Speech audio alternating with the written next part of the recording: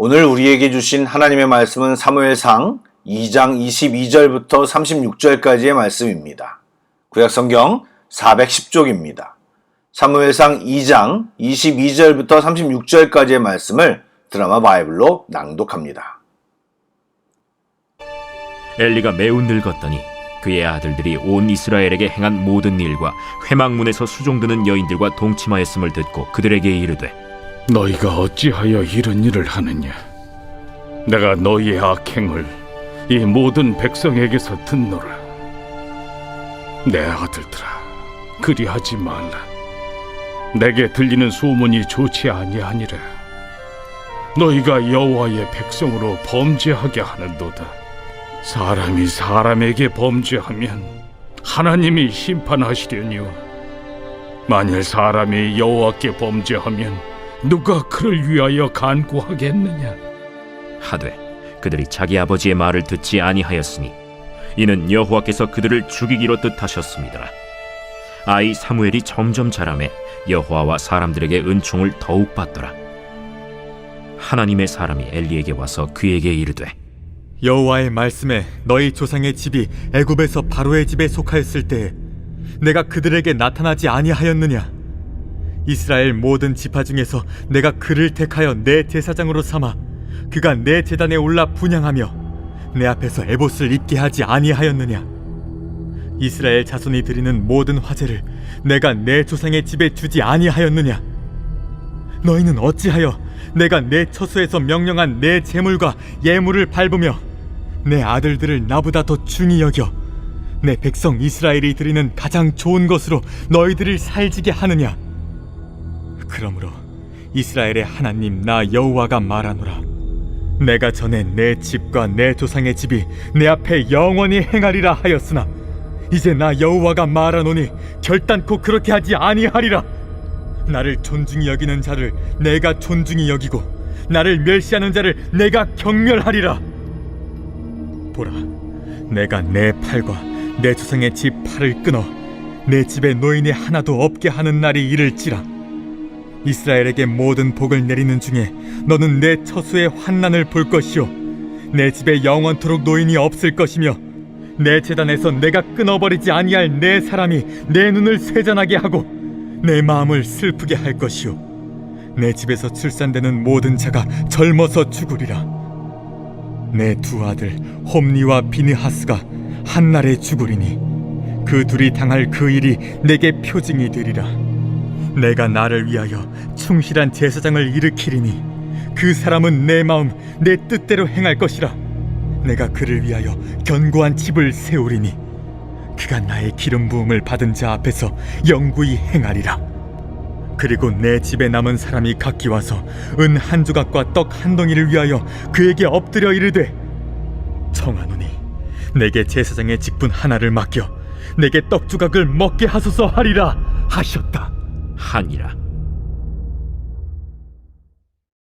좋은 아침입니다. 주의 은혜와 평강이 오늘도 우리 안에 충만하기를 소망합니다.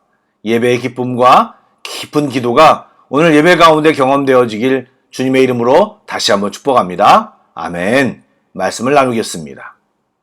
엘리는 그들의 아들의 악행, 즉 제사 중에 고기를 갈고리로 찍어 마음대로 먹고 절차를 무시하는 등 앞서 명시한 내용들에 더하여 회막문에서 수종드는 여인들과 동침했다는 소식에 아들들을 타이르기 시작합니다. 내용을 살펴보면 엘리는 자녀들의 정확한 상황을 백성들의 소문을 통해 알게 되었습니다. 그는 모든 백성들이 알고 있는 사실을 뒤늦게 듣고 알게 된 것입니다.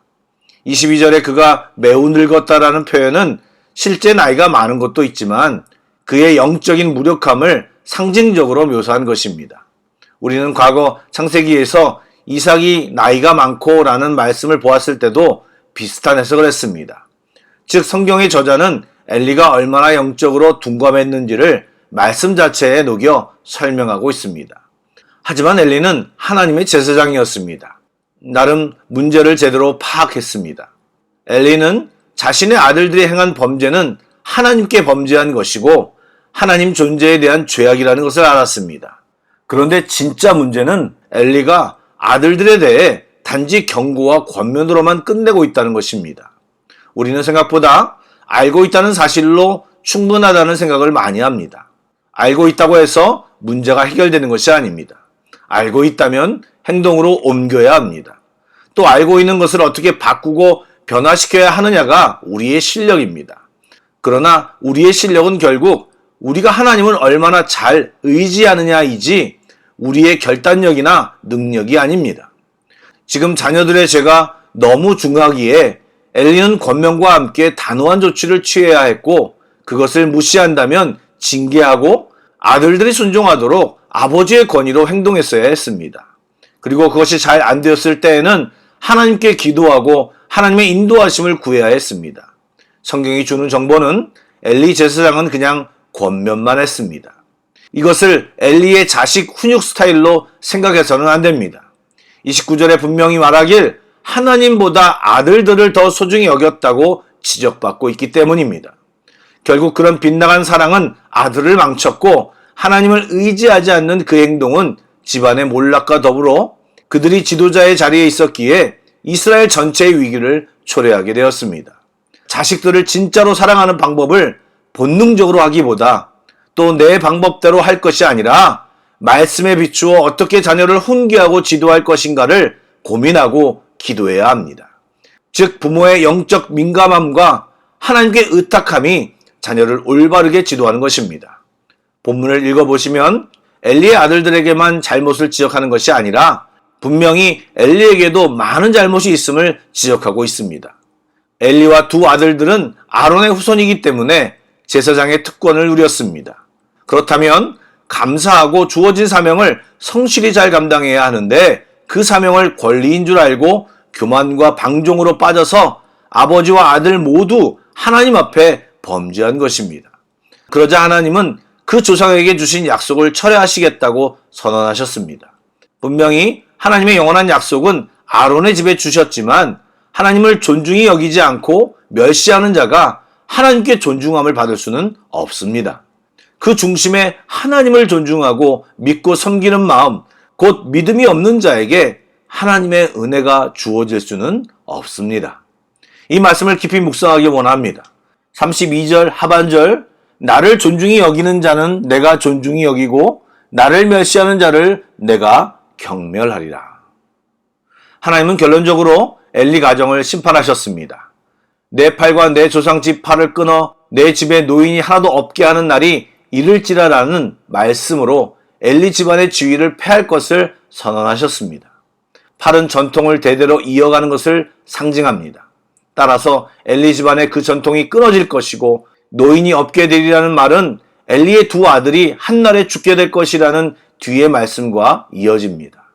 너무나 혹독하고 무서운 심판의 말씀이지만 누누이 말씀하지만 하나님이 정말 심판하시겠다라는 마음을 먹으시면 그냥 실행하시면 될 텐데 하나님은 항상 먼저 경고를 하십니다. 여러분, 그 경고는 아직 기회가 있다는 말입니다. 심판 경고는 다름이 아닌 회개의 촉구입니다. 요나서를 보시면 40일이 지나면 니느웨 성이 무너질 것이라는 심판의 예언은 그들의 회개로 취소되었음을 우리는 기억해야 합니다. 불행히도 엘리와 두 아들들은 이러한 하나님의 심판의 경고에도 돌이키지 않았습니다. 여러분, 하나님이 책망하실 때는 아직 은혜가 남아있는 상황입니다. 그때 돌이켜야 합니다. 하나님의 말씀이 우리 안에 찔림으로 다가왔을 때 곧바로 돌이키기를 주의 이름으로 축복합니다. 구체적으로 하나님은 홈니와 비느하스를 한날에 죽게 할 것이라고, 또 엘리 가문의 제사장 직분을 박탈하고 대신 충실한 제사장을 일으키겠다고 예언하셨습니다. 또 엘리 자손들은 새로 세워진 제사장에게 직무를 구걸하게 될 것이라고 말하였습니다. 하나님의 은혜를 특권으로 여기고 남용한다면 하나님이 거두어 가실 때가 이를 것입니다. 그러므로 은혜를 오직 은혜로 여기고 겸손히 주님 앞에 서 있어야 합니다. 바라기는 이 시간 하나님 앞에 죄악이 생각나거나 찔림이 있는 것이 있다면 회개하시고 교만해져 있는 모습이 없는지 돌아보기를 축복합니다. 또 나는 하나님과 하나님 일을 존중하고 있는지를 점검하는 귀한 시간이 되기를 소망합니다. 기도하겠습니다. 좋으신 하나님, 오늘도 말씀을 통해 깨닫게 하시니 감사를 드립니다. 내가 주인 되어 살아온 시간들을 주님께 회개합니다. 주님이 말씀하신 것에 대한 불순종에 대해 용서를 구합니다. 도전하신 말씀을 계속 미루고 바로 순종하지 못하는 우리의 믿음 없음과 게으름을 용서하여 주옵소서. 하나님보다 더 사랑하는 것들을 주여 용서하여 주옵소서. 다시 바로잡기를 원합니다. 연약한 부분들이 있다면 주여 우리를 붙들어 주시고 결단하게 하시고 고치게 하여 주옵소서. 또 우리의 자녀들과 가족들을 주께 올려드립니다. 영육간에 강건케 하시고 이 시간 육체의 연약함으로 고생하고 있는 사람이 있다면 주의 치료의 손길로 온전케 하여 주시옵소서. 예수님의 이름으로 기도드립니다. 아멘. 계속해서 찬양곡을 묵상하시고 합심기도와 개인기도로 나아가겠습니다.